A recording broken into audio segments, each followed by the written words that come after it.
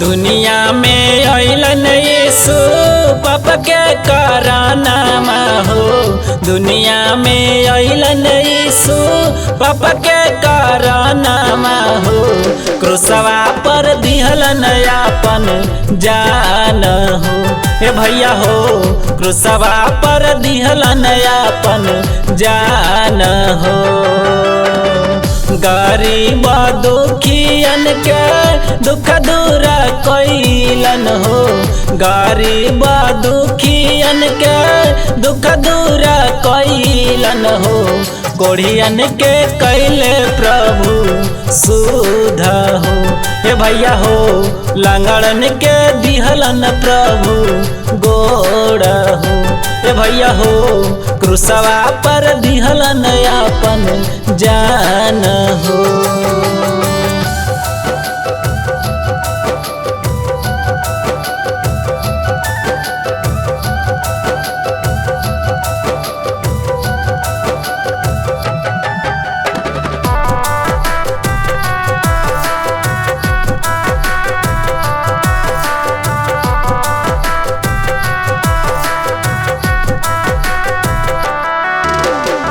स्वर्गा के छोड़ अइलन धरती नगरिया हो।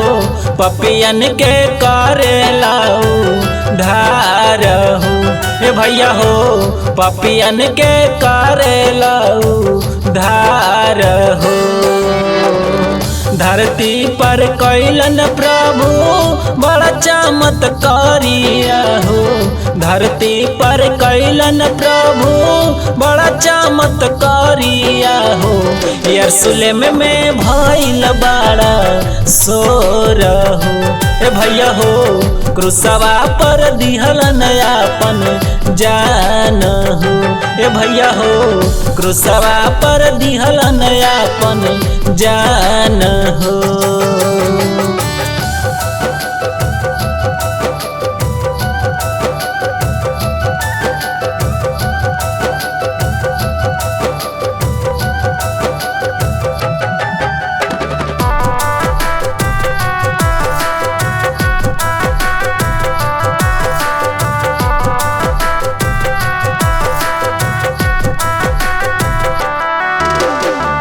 दुई मछलिया रहे 5 गो रोटिया हो। 5,000 के दिहलन खिलाई हो। ए भैया हो 5,000 के दिहलन खिलाई हो। अपने ही चलवा कैला प्रभु संग दरिया हो। अपने ही चलवा कैला प्रभु संग दरिया हो। चांदी के सिक्का में दिल पकड़ाई हो।